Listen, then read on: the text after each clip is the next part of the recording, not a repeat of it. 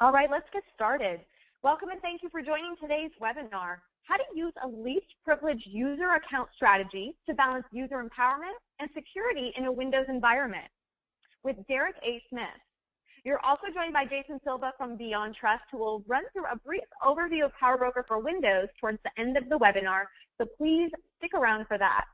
My name is Sarah, and I am your host today. A kind reminder to please submit your questions via the chat box in the GoToMeeting console anytime throughout the webinar, and we will cover your questions at the end during our Q&A time.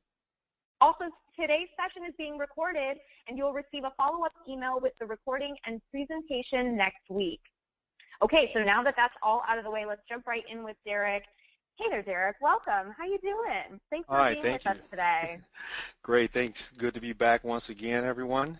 Welcome, everybody. Hello. And happy holidays. Holidays are coming up soon. Just a real quick intro. Again, my name is Derek Smith. I am the former director of the National Cybersecurity Institute at Excelsior College, and now I'm a fellow there. I'm also a government IT program manager. I've written a book on cybersecurity and part of another book. As you can see from the picture there, I go on local and national television as a cybersecurity expert, and I teach at several universities like the University of Maryland, Baltimore College, University of Maryland University College, Excelsior, and a few others. I'm a former federal agent for 18 years, a special agent with the federal government, and I served in the Air Force, the Navy, and the Army.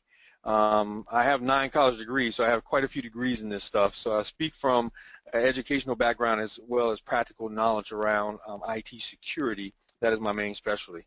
So with that being said, I want to dive right into the material, how to use a least privileged user account strategy to balance user empowerment and security in a Windows environment. That kind of gives you an idea of what we're going to talk about today. So basically, what I'm going to discuss are issues and concerns that organizations like ours have or might face when they apply what's called a least privileged user account approach to their computers that run Microsoft Windows type products. Okay, I'm going to cover things like what the least privileged user account approach is, risks associated with administrative privileges. I'm going to give you a definition of principles of the principle of least privilege, definition of this approach. I'm going to call it LUA from now on because we're going to say it quite a bit. Benefits of this LUA approach, how to implement it, and then we're going to talk about, again, a product that we have that we think will be very, very useful for you if you have a Windows environment. So let's get started. First of all, we know that recent advances that we have in our devices and our networking technology and all those type of things have brought great or enormous opportunities to the various organizations out here of all different types of sizes. But unfortunately, as we all know, because we're all professionals here, is that when there's a connection between a computer and any network, especially the internet, it's going to give us an increased level of risk from things like malicious software, external hackers, all those type of things that's going to be able to target our systems, old and new. There's going to be new things that we don't even know about. So a significant factor that we have that increases the risk from these type of malicious activities that I described is a tendency for organizations like ours to give users administrative rights to their client computers. And I'm going to talk about some of the reasons we do that, but it opens up a whole nother can of worms for us. So when a user or an administrator logs on with these administrative rights, any programs that they run, like their browsers, their applications that they're using, email clients, instant messaging, you name it, those things too are going to have administrative rights. And if those programs actually activate some of that malicious software that gets on there, that malicious software can in turn install itself on our system or our network. It can manipulate the services that we have, like our antivirus programs, and it can even hide itself from our operating system through rootkits and things like that. So the users end up running this malicious software unintentionally and unknowingly, and then they've compromised our system, right? So this is one of the reasons why we want to have more control over that Windows environment in the number of ways that I'm going to recommend and talk about today. So first of all, let's take a look at what administrative rights actually mean on your computer in the first place. You know, and what is it? Well, mainly in this Windows environment. Okay, so first let me begin by saying this. When we're using our standard user accounts to perform those day-to-day activities that we do at work, like managing our email, using that web browser I talked about, you know, when we communicate using instant messaging and things like that, we know that when we do it from using a standard user's account, it's a lot more secure practice than using an account with administrative privileges, of course, to do these same tasks. It's also less expensive for us to do that. And why is that? Because isn't this approach going to be less convenient, more, well, we would think it would be less convenient and more time consuming, but it's not, because if that computer that you're using is never exposed to the malware in the first place, or malicious users or external attackers in the first place, then maybe it wouldn't drive costs up for us having to mitigate the problems that we have. Okay? So going to this slide that I have in front of you, what does administrative rights mean to us in the first place? We have a couple of things here that I want to discuss. First of all, when I talk about the term administrator account and I talk about administrative rights, they're going to have similar meanings when we talk about a Windows environment, but they're not actually identical. They're not absolutely the same type of account. Now, it's going to be possible that when we have a user who don't belong to the built-in administrator group that's within Windows, they can be assigned user rights that's going to enable them to perform some advanced administrative tasks. Okay, and I'm going to talk about that a little bit as we go on. So those people are going to have these somewhat, or I'll call them effective administrative rights, because I'm going to talk a little bit more about that in just a second. That's going to enable that user to perform various administrative activities, right? So what are some of those administrative rights that I'm speaking of? So when I talk about built-in administrator rights or a built-in administrator account and an administrator group, it's kind of self-evident what they are, but I'm going to get a little bit more deeper into it. So when I say effective administrative rights, as I just mentioned before, in Windows, they're going to be permissions that can be configured on the different objects that you have, including your files, your folders, your printers, your registry keys, and things like that. And the default permissions on most of the system's objects that we have are going to grant full control to people who are assigned to administrator group. So Windows is going to also utilizes user rights in order to try to determine what system operations a specific user group, well, not a specific user or a specific group, should be allowed to perform or allowed to use on your network. So some of the system operation settings that we're going to have or that we can put out there are going to be moderately risky to our organization, right? And those are going to be granted to all the accounts that belong in that user's group. But luckily they're in the user group, correct? Because they're in a user group, they're not going to affect too many different things. But I'll talk about that in a second. So we have things like recover a computer from the docking station or allow log on locally, those type of settings that are going to be assigned to that user group. So access to those more risky settings that we have are going to be limited to groups and accounts in which the standard users are not going to be assigned. At least they should not be assigned. I hope you haven't assigned them in your organization. However, those settings that we have are still not going to be equivalent to those with administrator rights. Some examples of those kind of things include things like your backup files and your directories, your log on as batch job, all those type of user rights settings. Now, when we look at it from a different point of view, on the other hand, we're going to have a list of things that some user rights, when granted some type of administrative uses, they're going to have permission to do, or things that they can do. And I have some of them up on the slide here. First, they can act as part of an operating system. So anybody that we give this user right, this effective administrative right or administrator right, they can take control of the computer and they can raise evidence of their activities, of things they're doing. So they can act as part of that operating system. Those folks with those rights can also debug programs. So this user right, if we give it to them, they can exploit it to capture some of the sensitive computer information that we have on our system memory. They can access and modify kernel activity or the data that's on the kernel. They can use some types of attack tools in order to exploit our system and things like that I talked about in those rootkits that I mentioned earlier.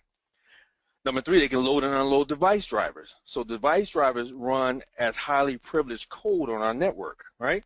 So a user who has this user right could unintentionally or intentionally, but unintentionally install malicious code that masquerades as device driver and then give them some control of our device. They can restore files and directories. So anybody with this user right can restore sensitive data to a computer and overwrite data that's more recent. Okay, and what does this do? If you're in the IT security, this can lead to loss of some of the important data that we have. It can lead to data corruption. It can even lead to some denial of service type of things. So we have a malicious attacker come into our network. They can overwrite our executable files that's used by our legitimate administrators, and then that can include granting themselves elevated privileges. And this is what this thing is all about, making sure that folks have least privilege and least access to the information. But now through this, they have elevated privileges. So they can also compromise data. They can go in and install back doors, and on and on. And the last thing is they can take ownership of our files and our other objects. So if they have this right, they can control any of the objects that we have on our system, okay, regardless of the permissions that we put on that object, and then they can make changes, any changes that they want to that object, okay? And then this can result in exposure of our data, corruption of our data, or even complete compromise of our entire network or our entire computer. So these are the type of things that by us giving a user effective administrative rights could occur. So this is one of the reasons why we want to make sure that we don't do these type of things. So here's the balance that I talked about. Now we have to have a balance between the ease of use for those different users and then our security continuum. How much security do we want inside our organization? All right. So in general, as I have on the slide, we know that there's a clear trade-off between increasing the security that we have and then making our system easier to use. Okay. And I have an example I like to give, and I'll talk about the example of when you have the door to your house. And if you go out and you install a deadbolt lock on your door, you know that you're going to have to issue keys to everybody that needs to enter and leave that door, right? Leave your house. They're going to have a special key for that. All right. But what does that do on the flip side? That makes it easier for any uninvited guests, or hackers, any uninvited guests to enter our house. But what happens next? A skilled hacker or a skilled thief can go back and they can pick that lock.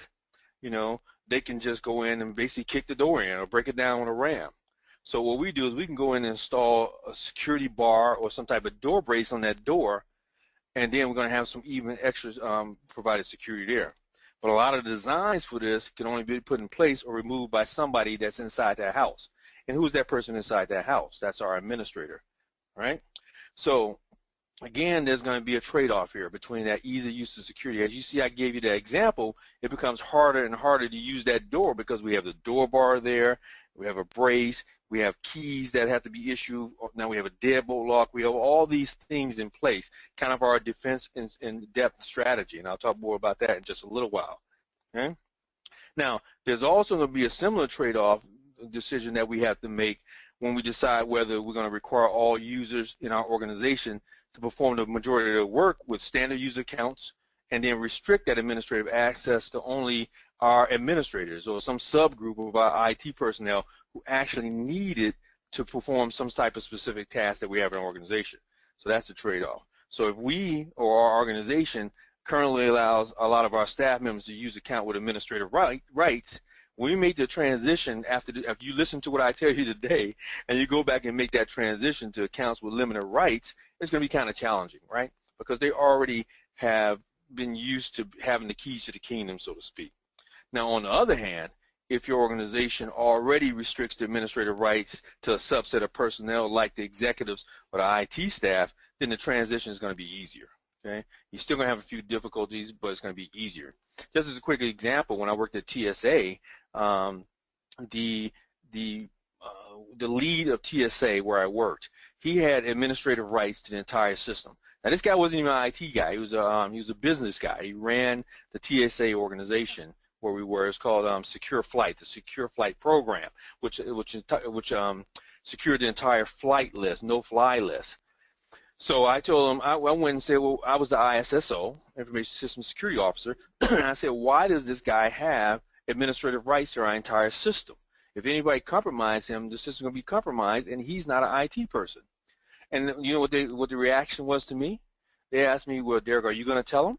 Are you going to tell him he doesn't have it? And I said, yes, I'm going to tell him because that's my job. I need to tell him. You know, nobody wanted to go to him and take his administrative rights away, even though they knew that this was a bad thing. So of course I went to him, and once I explained to him why it was bad, he had no problem with it. You know, he's like, I didn't ask him to give me administrative rights in the first place, and he understood the risk that came along with that, and he'd rather give that up than to take that risk. Besides, he never went into it anyway. He had no reason to go into it. Okay? So again, we have to make that decision. Where do we want to be as far as ease of use, and then where do we want to be as far as our security is concerned? Now, let's talk about this least privilege account theory in the first place, and what it is that we're trying to accomplish and what it is we want to do. Now, I'm going to get deeper into it in just a second, but as I said just a slide or so ago, is that we're looking at a defense in depth strategy. And what does that mean? That means we want to have overlapping layers of security, and that's going to be one of the best ways that we use to counter the different threats that I talked about a little bit earlier when I gave my example. Now, we're going to have what we call this least privileged user account approach, where it's going to ensure, well, it's going to be an important part first of that defense in depth strategy, and that's why I mentioned in the first place. But what it's going to do is it's going to ensure that the users that we have and that we assign to our Windows environment follow the principle of least privilege. And that's mainly what it's all about, the principle of least privilege. And I'll talk about that in a second as well. And that they're always going to log in with a limited user account, not the super user, not the administrative account, none of that.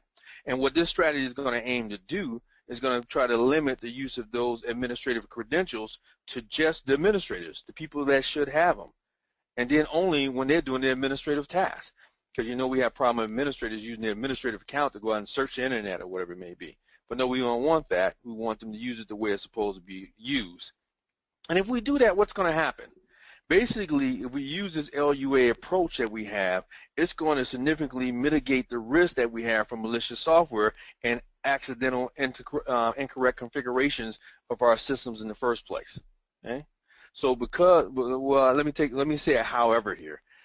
Because that LUA approach is going to require organizations to plan, to test, and support limited access configurations, this approach oftentimes can be can end up generating significant costs for us and significant challenges for us, because of course it needs a little bit more administration. It's easy to go and assign a bunch of folks to a bunch of groups and not have to worry about it. So we have to be a little bit more conscientious, right? And we have to make sure that we're using these things the way that we're supposed to be using. So that's going to be the challenge. It's not a big challenge. It's something we need to do anyway, but of course, just like anything else, it is somewhat of a challenge. So let's start with a definition of least privilege. Okay? And basically, as you see here, I'm going to give you a couple of different things, but the principle of least privilege is the practice of limiting access to the minimal level that will allow normal functioning. So that's not that difficult. We know exactly what that's all about. Give people only the rights that they need to get their job done. Okay? So what this does, if you look at DOD has a guideline 5200-28, and what they say is that you give them the amount of rights that requires that each subject in a system be granted the most restrictive set of privileges or the lowest clearance, because it's DOD, needed for them to perform their authorized tasks. Okay? So that's what least privilege is all about as far as the definition is concerned. Okay? What does this do for us, though? What it does is a couple of things. If they don't have access to a lot of the material that we have, a lot of data on our network, it's going to limit the amount of damage that can result from someone going out and doing something accidentally or error or some type of unauthorized use, and people get higher privileges than they were supposed to because we've limited that in the first place, and they can't even get to the stuff that they're not supposed to get to. All right? So now I'm going to go a little bit deeper into the LUA approach, the principle of least privilege, least user approach that we have a little bit further. So I gave you a definition, but the definition looks at this as a practical implementation that we're going to do of that principle of least privilege that I just talked about, and especially in the Windows environment, because this is about a Windows environment. It says here specifically users, programs, and services on Windows. And it says it should have only the minimum rights and permissions that are required to carry out their assigned tasks. So we're taking that least privilege definition that I gave you before, and now we're putting this approach into fruition or into play. So this LUA approach is going to be a combination of things. And what it's going to be is a combination of recommendations, tools, best practices that we have, even software, that we, third-party software or whatever we're going to use, that's going to allow us to be able to use non-administrative accounts to operate computers that run Windows. That's our goal. So this approach is going to require our organizations, if we're the security people, it might require us to go back and reevaluate the role of computers and the level of access that the users should have to those computers in our environment or in our enterprise. What it's also going to do for us is also going to address both our strategic goals and our day-to-day considerations that we have for from operating under limited user accounts. It's going to address issues that come when we do operate with these limited user accounts. Okay?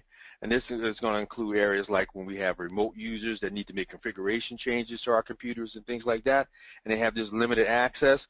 What do we do now? All right? This approach is also going to apply to applications, application development and testing. What applications are we going to allow to run in our Windows environment? So when we have developers, and even when we have our testers, because they have access as well, they're going to typically log on to our computers, or I'll say their computers, with accounts that have administrative rights, right? Their testers, their developers, they have accounts with administrative rights. And what's going to happen is that and let me take a step back. I hope I don't want to offend any developers that might be on the call, but oftentimes developers are thinking about usability and functionality of a program and making sure that it's working. They don't so much think about the security aspect the way we do as security professionals. So therefore, that configuration can result in developers releasing compiled programs that require elevated privileges to run. And then we could easily have a compromise from a mistake out there. Okay, so rather than redesign the application to work correctly, the developer is often going to have some type of security workaround in order to do his job, like placing user accounts in the local administrative groups, or granting full user control to Windows system folders, or whatever it is they may be.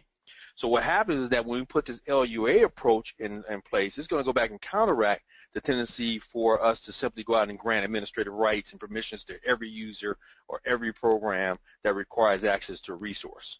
Okay?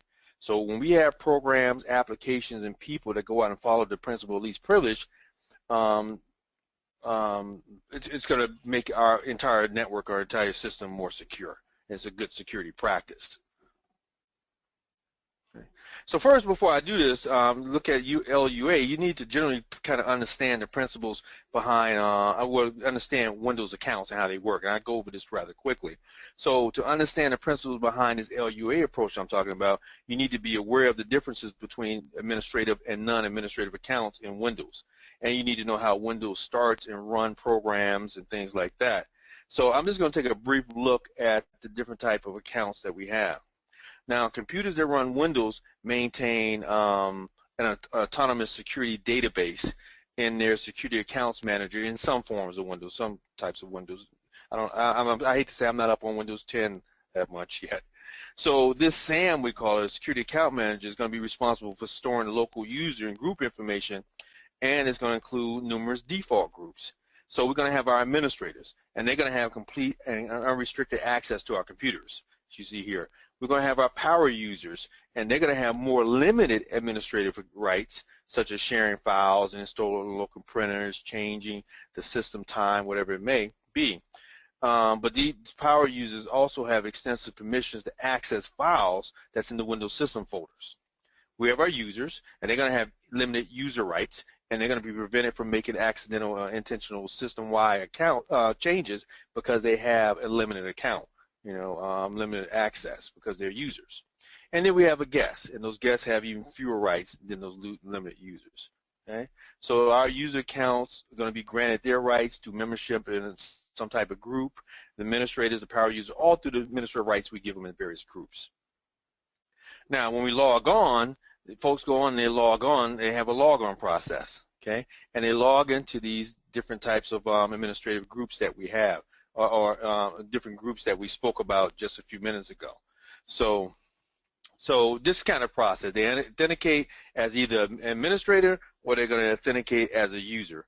And as you all know, when they do that, it's going to give them certain type of privileges that they have or certain types of access that they have. Okay, I won't break it all down and talk about how it happens technically. So we have this LUA approach that I spoke to you briefly about, and there are some benefits that we have that I want to talk about when we use these type of accounts. Let me just I want to make sure I did cover. Yes, okay, I did cover it. All right. So I want to go back just for 1 second and look at this process again, this logon process, because it's important for you to understand is this authentication process for Windows again. So when a user go in and they log onto their computer, that operating system again is going to authenticate that user credential, and they're going to start an instance of a Windows desktop, right? Because we're using Windows. So this desktop is going to run with the user security context with the logon user rights that they have and the permissions that they have. So when that user goes out and he starts that program, like Microsoft Explorer or whatever it may be, the program is also going to run in that user security context. What I mean is as an administrator or as a user. So I have here they're going to authenticate as an administrator again or as a user. So I just want to look at that just a little bit further. So if they authenticate as a member of the local administrator group, that desktop that they have and any programs that user starts is going to run with full access rights and permissions of the administrator. And I talked about that. So those people are going to have things like to install, start, stop services. They're going to be able to create, modify registries. They can replace operating systems files if they want to, terminate process. They can even control our firewall settings and other types of security mechanisms that we have in place. So that's going to be very important to note that if we end up giving somebody those rights, those are the type of things they'll be able to do. Now, if they authenticate as a user again, they're not going to be members of that administrator group, and they can only access a significantly reduced number of resources that we have out there. So they can view the status of services and device drivers. They can create, modify some registry settings. They can run programs, of course, view running processes. They can view the firewall settings, maybe, but they won't be able to change them. So this is very important to make note of that. So limited users, now I talked a little while ago about limited users and having a little bit more rights. Those limited users can still carry out tasks that are required to do their jobs, and so these people that don't have administrator rights, like such as attaching to the wireless network and installing plug and play and things like that, maybe even change a few desktop settings, but they're not going to be able to get the full keys to the kingdom. And so this LUA approach don't seek to limit their abilities. As I said in the title, they want to balance those out. They want to reduce those risks by limiting the accounts that have administrative rights, but still allow you to do some of the things that you need to do in order to do your job. Okay. Now let's get to those benefits I was talking about using this approach. So this LUA approach that I have is going to provide a number of benefits to your organization, no matter what type of organization you have. And it's also, in addition to reducing the risk that we have from attacks by that malicious code or those hackers that I talked about earlier, it's also going to be able to do these things: increase your security, increase manageability, increase productivity, reduce costs, reduce piracy and legal liability. So I want to just cover those just briefly so we can make sure we're clear on what I mean by that. So when we look at increased security, using this LUA approach is going to be one of a number of different types of security measures that we can put in place. Remember I talked about defense in depth? So we can put these different security measures in place that's going to be able to help us protect our organization, protect the different assets, protect our network from exploitation by attackers. Okay? They're going to look to try to compromise our network and escalate their privileges, and we want to make sure they're not able to do that. Now it's going to increase manageability. So by us having standardization in our organization, we'll be able to standardization in the organization. Okay, Windows is going to provide us the potential for us to customize our operating system configuration. So if our user can log on with administrative rights, they can often succumb to the temptation of changing some settings. Like I'm having a problem with my computer. I don't want to call the help desk. I'm just going to go ahead and change this on my own because I can. So we want to be careful about that because that action alone could lead to quick compromise of our computer. They don't know what they're doing. They can do something unintentionally, and folks are always on the lookout for how they can get into our systems and escalate their privileges all again. So quickly we could be compromised because all the network connections that we have, even the trusted networks, should have the protection of some type of host-based firewall, but now they have access to these type of things. Okay? So we don't want these user-initiated changes out there. They can end up for more calls at our help desk and, of course, compromise of our system. I say it increases productivity. So as we know that when we have computers, we have enormous when we came up with computers, let's say, we had an enormous increase in our productivity for organizations. However, those computers require some type of proactive management to maintain this productivity advantage that we have.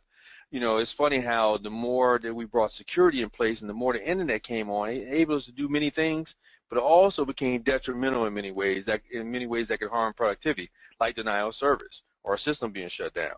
Okay, so if we have our organization and users depend on our computers to do their job, us as IT people, we as IT people need to minimize the likelihood of one of those disruptions I talked about coming.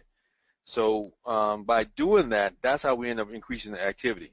Productivity. We maintain productivity through the maintenance of our clients' computer configurations that we have, security configurations, all those type of things. Okay. Now we know that lost productivity can occur when that malicious software takes over our computer. All right, and by not allowing it in the first place, now we've increased that productivity. Of course, I talk about reduced costs. So although we have the maintenance I just spoke of the different types of multiple client computers we have, we know it's not cost-free. And we have to look at the factors that's going to increase our costs, like, you know, having unique or untested combinations of hardware and software on our computers, or unknown changes in our operating system. Hopefully you're not doing that. You have a change process in place, but that can make things hard for us. You know, licenses not installed and all that kind of stuff. And then it reduces piracy and legal liability issues. We can do this. Well, first of all, let me start with this. You all know we have a lot of regulatory type compliance obligations for most of the organizations out there. And one of those is to prevent illegal use of our company equipment by our employees. So these obligations require us to take action when employees knowingly or unknowingly do something wrong.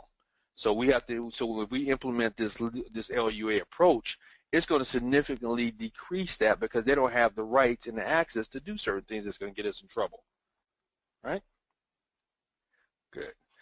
So risk, security, usability, and cost trade-offs. So with all this that we're speaking of, like a lot of different approaches that we can take to network management, things like that, when we adopt this LUA method, it involves us making a business decision. We have to weigh the trade-off between our risks, our security, the usability for our employees and our other users, and the cost that's going to be involved. So when we properly implement this LUA approach, we can do several things. We can reduce risks, we can increase security, we can impact usability, and we can reduce administrative costs. Okay? Any connection that we have to our computer is going to have some type of element of risk, especially when we connect it to the internet, right? So the only way to remove that risk is either to completely, disconnect our computer from the network, or put some type of security things in place, okay? Security measures in place. Most of us are going to agree that the business benefits are going to outweigh us coming off the grid, so to speak. So we pretty much can't do that. But what we're going to do is we're going to go out and we're going to use this LUA approach to try to significantly reduce the current and the future risks that we have that results from programs running with administrative rights. So that's one of the things. Of course, it's going to increase security, as I spoke of, because the LUA approach is going to provide, least privilege. It's going to increase our security. Okay, so the trade-off that I spoke about is going to reduce the freedom for users to make configurations to their computers, configuration changes, but it's not going to necessarily reduce usability. Okay, it's going to be actually a good thing that we have. So it's important for us to understand that this LUA approach I'm talking about is not going to provide a complete security strategy. Again, this is part of that defense and depth strategy that I talk about. Okay, and then it impact usability. So again, this approach is going to prevent users from administering their own computers. I talked about that a lot, but it's not going to keep them from using them. Okay, some restrictions there, but you can still do your job. All we're doing is removing administrative rights. And removing those administrative rights is only going to make sure that those, well, I'll say this, only going to make those folks more productive because they're going to have fewer distractions from their work and they're going to have reduced opportunities to configure their computers incorrectly. So actually we're increasing usability. We're making a good impact on usability. And then it's going to reduce those administrative costs because again, when we use this approach, it's going to closely it's going to tie in closely with our systems management strategy that we should have in place because limited users can't change any of the enforced management settings that we put in place by our policies. Right? All right, moving right along. And we have our user account. So in Windows, we have our user account, okay? And this user account, as it says here, give me 1 second here to move something off my screen. Okay, so user account is a feature introduced in Windows Vista, I don't know why I have Vista there, but Windows that can help you stay in control of your computer by informing you when the program makes a change that requires administrative level permissions. So it's going to, if you see down below, it's going to pop up. You can turn it on and off. It's going to pop up and it's going to tell you that somebody is trying to make a change. Forgive the old slip up there. But it's going to tell you that someone is making a change. So it's going to give you a little bit of control over some of the things that you can do and hopefully try to prevent users from making mistakes that we don't want them to make. All right?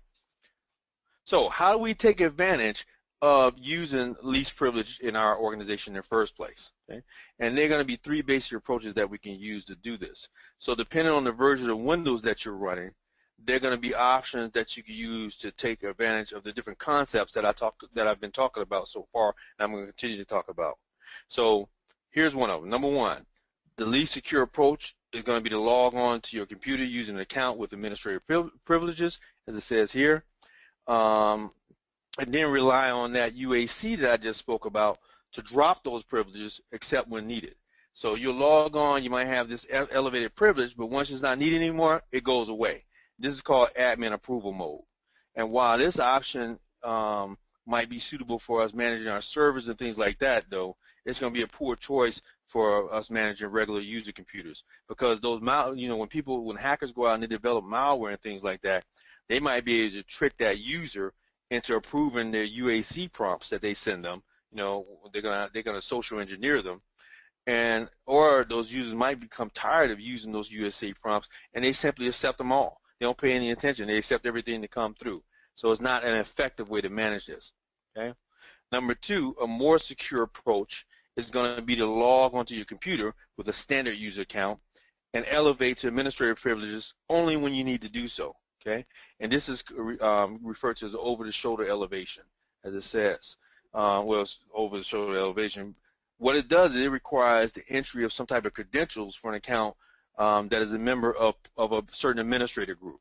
So in order to get those administrative rights, you're going to have to log in with those credentials. Okay. Now this action, action is going to happen. It's going to be completed by some other user typing over the shoulder of the standard user. Basically, is what it sounds like. Okay. Now it's still going to be somewhat risky to do this because the malware again can mimic those UAC prompts, and then it's going to collect passwords for administrator accounts. It's going to allow a bad guy to get in.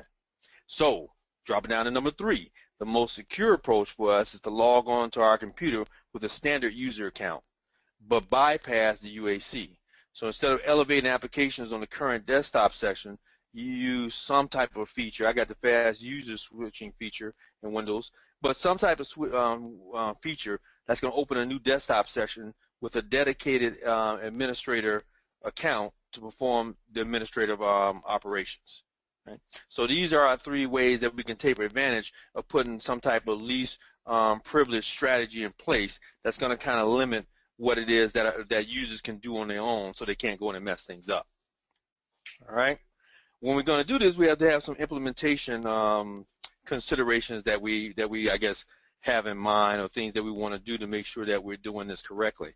And I have some of them right here on the screen here. So we're going to implement the LUA approach.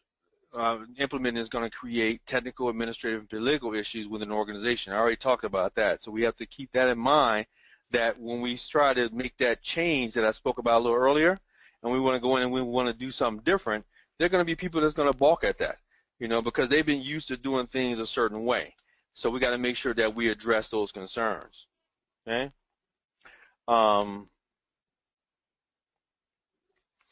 we got to look at things like, again, who's going to have control of the computer I have here? Who's going to be able to install hardware? Who's going to install programs? Who's going to run programs? On and on and on. Who's going to do updates? Who's going to configure the cost and all those? And I won't go into each one of those individually. I plan to, but I'm going to not do that for time's sake. I'm going to keep us moving. Another thing, I'm going to continue with the implementation process here. Main thing about the implementation that I want to make sure that I do get to you, though, is that some type of decision is going to have to be made. Some type of business decision is going to have to be made on how do we do this and how do we make this conducive to what people need to actually accomplish on the computer. You know, that's also going to be safe for our business. Okay. Now, how do we do this?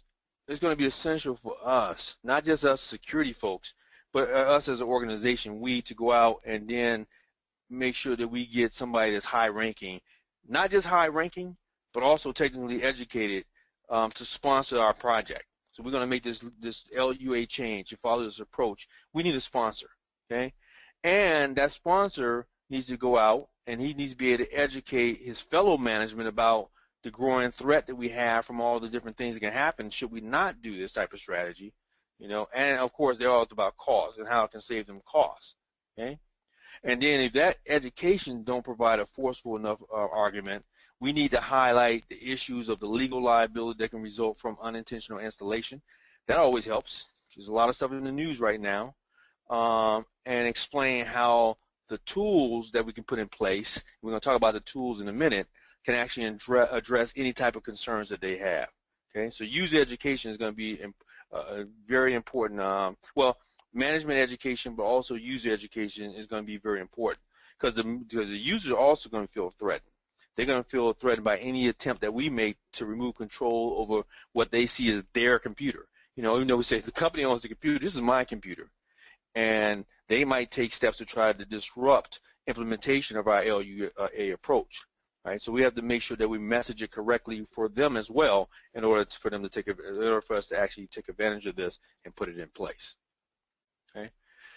As I said, we want to limit those administrative credentials. We want to provide effective security when the users log on with administrative rights. I need to deploy tools that's going to minimize the risk of running programs as an administrator.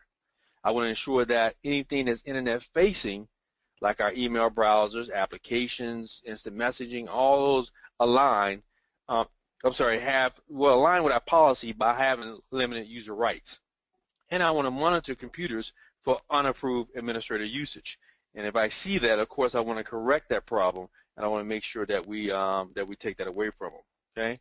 So and the main thing is if I'm an organization and I'm not able to implement this LUA approach in full, it's going to be possible for you to mitigate the risk for running programs or applications with administrative rights by ensuring that any programs that access network resources always run with limited user rights. And that's what I'm doing here on this slide when I explained that to you. Okay. Now, this approach does not comply with the principles of least privilege per se, but it is going to offer us some benefits, some type of benefits, and it's going to be better than simply allowing everybody to run all the programs with administrative rights that they want to. Okay, so we want to make sure that we look at these things I have here, these different types of effective security measures, and possibly put those in place. Okay, now I guess I want to, in my section here, we're looking at what I have here on the slide here. Basically, what I did is I want to introduce you just briefly to the principle of least privilege, and especially down to the user level. And I want to explain to you how implementing, this LUA approach that I have is going to be able to go out and improve your security on your Windows network or your Windows environment. And it's going to do it right away, okay? And it's also going to lower costs for you, and it's going to reduce the risk of you getting type of malware infections or hacks based on what your users are doing. And even if you are hacked, it's going to limit your impact of those hacks because, again, they won't be able to get any higher than that user have. So only a small group of users should have those administrative rights. And if they do have those administrative rights, they need to have a compelling reason or argument as to why they should have them. Okay? So with that being said, I want to bring my partner on, and he wants to tell you a little bit more about how you can deploy this least privilege methodology and some things he can use to help control that. Thank you very much, Derek. Okay, guys, my name is Jason Silver. I'm a product manager here with Beyond Trust, and I focus on our endpoint solutions, right? So this thing called PowerBroker for Windows, which let me go ahead and share out real quick so you can actually see what I'm talking about. I don't have a lot of slides to show. My part here will be quick. We have PowerBroker for Mac, and then, of course, we have Endpoint Protection Platform, which is our AV. But today we're going to focus in on this PowerBroker for Windows, and it talks directly to what Derek has spent the last 45 minutes really just kind of driving home. And yes, a lot of it is stuff that we know. Like, we can know things. It's just a matter of, well, how are we supposed to do that? Well, just going to a least user access model or least privilege model, you can't just pull the switch, right? You need to do a little bit of due diligence ahead of time. And then even when you've done that, you've done a little bit of research and you said, okay, well, here's the applications that we think need admin rights, or here's the things we think are going to break if we do pull this switch. Well, we're not going to get them all, and then how do we actually account for that? We got to give rights back to the users. We're not going to go in and mess with the file system and allow full control for the users group on this file and that file, and then give specific privileges to those users. What we want to do instead is allow the applications or the installers or those system configuration changes, those things that particular user should be allowed to do, without anyone being over their shoulder or just, go ahead, this is your job, go ahead and do that, but then prevent, or at least in some way, put a second pair of eyes on the other types of things that can be done. And that's really what this PowerBroker Windows software does. Let me go to the right screen, good. So how do you deal with removing users' rights without obstructing productivity or overburdening the help desk? And again, we go back to what Derek was talking about as well, and what I was just talking about here. Well, we put a software in place that does that. So real quick introduction of what Beyond Trust is, or who Beyond Trust is. We were founded in '85. We are private and profitable, about 4,000 customers worldwide, and we have a set of tools that deal in the PAM, or the privileged account management, and the vulnerability management space. If you've ever heard of PowerBroker or you've ever heard of Retina, well, that's our product lines, right? So again, this is PowerBroker for Windows. The vulnerability side is the Retina, and then it's Retina something, depending on how deep you need to get into that. There's also a bit of a combination, even with this PowerBroker for Windows software, in if I want to elevate an application or just check to see if an application is safe, well, I take and I feed in some data from our other products to check before I allow that application to launch. Is it prone to vulnerability? Is it a high risk to the company to let the application run even as a standard user? Because remember, while the standard user really is the single best thing you can do for security, there are some things that can still get through and sneak in there even with just those standard user rights. So let's just do a quick check to make sure that the app isn't out there and something isn't out there trying to exploit it. Does the app have malware? We can even check on that. And if it does, we'll take some actions on it. So what does this thing do? Well, its core functionality is to elevate privileges to applications. Again, make the application behave as if the application, is in the administrative security group, not the user. I will not touch the user's rights. I'm not going to make the user a temporary admin. I'm not going to give the user a secondary admin account. So in my case, with using this, I actually do want UAC on. So in Derek's talks, he was going through some of the things you can do, and the third one there was to make them a standard user and don't even give them the option to see UAC. Well, if they're a standard user and they see UAC and they do not have any additional rights, well, they're not going to get past that. They used to be, but they're not going to get past that UAC prompt again. And then if it's an application that you've said to PowerBroker for Windows, nope, this one's okay, go ahead and allow this application to launch. And by the way, these are the very specific rights that are needed for that app, because we track that too. They won't see the UAC prompt. So what you get is the best of both worlds. They only see UAC when they do something outside of their routine, the things that they weren't supposed to do, or to be more benign, the things we didn't realize ahead of time that they should have been able to do anyway. And then, of course, we'll just enforce this least privilege model.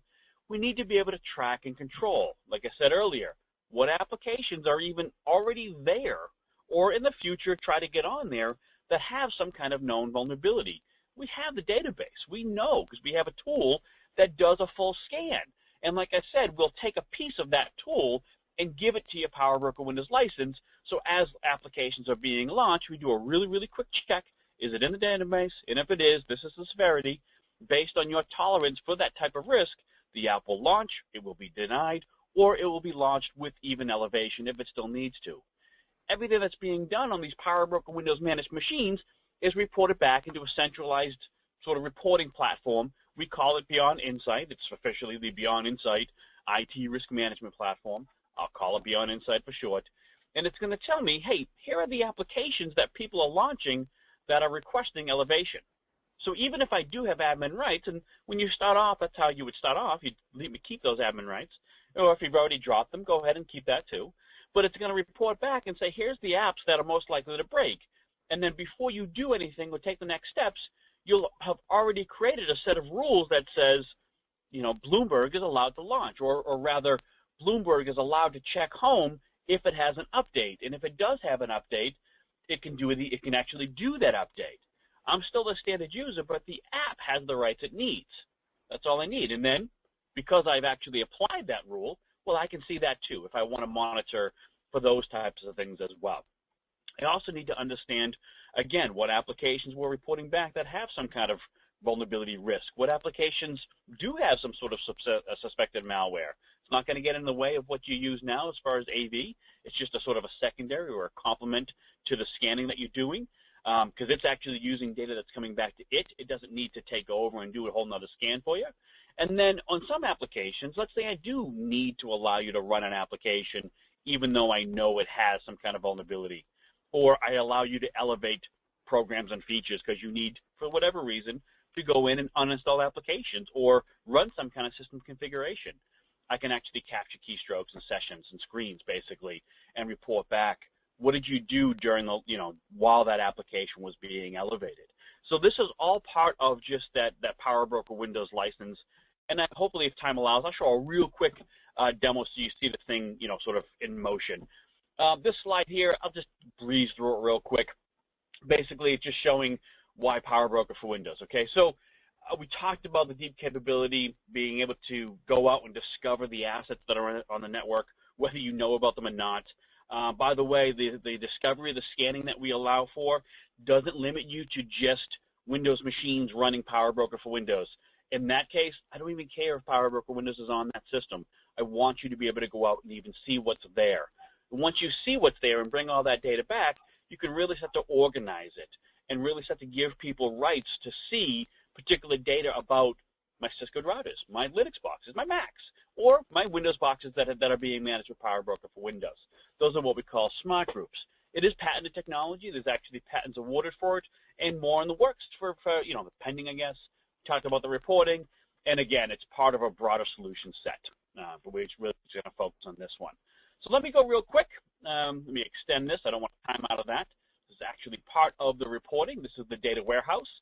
So again, the nice thing about having a centralized reporting hub that's Beyond Insight is I'm not only this piece right here doesn't only take into consideration PowerBroker for Windows, but this lab's a little small. I really just run PowerBroker for Windows and PowerBroker for Mac in it.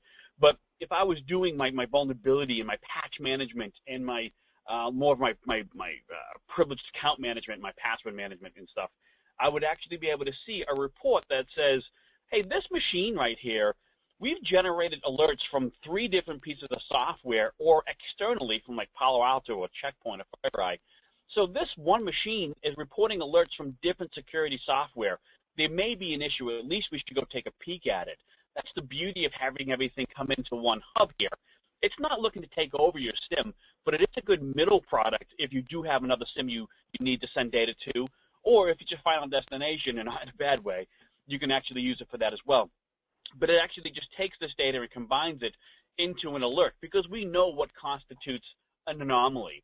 So rather than sending a bunch of raw data up to another SIM, we'll just send the individual alerts and then you can go look back. But this is the piece we'd focus on more. So if you were just starting off with PowerBroker for Windows, you'd come here and you'd say, okay, well, what's going on? Well, I can see that I'm running some applications that may need additional help. Emmet is one of those things, right? So if I'm going to run Emmet, I can't run Emmet as a standard user, and in most cases, I shouldn't be able to. But some people somewhere may have to. That's not a problem. I would just create a rule that says, hey, you know what?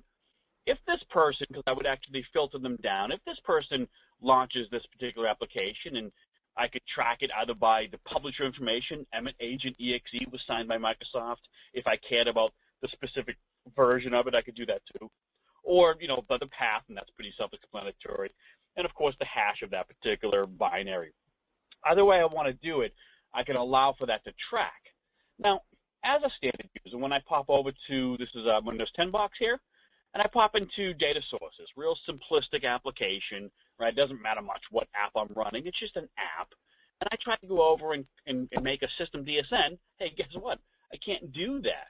Now, Windows is very kind to me. It tells me quite clearly, you're not logged on as an administrator. You need to be if you want to do this particular task.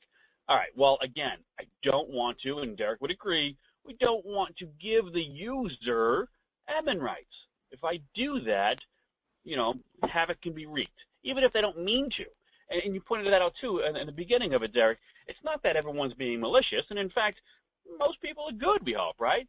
But it just takes one bad person to do whatever on the network if they have the rights to do it. So what I'm going to do is I'm going to tell PowerBroker Windows, hey, you know what? When this application launches, go ahead and let it happen. Just give it the functionality it needs. The rule was already here. It was just disabled. I just turned it back on.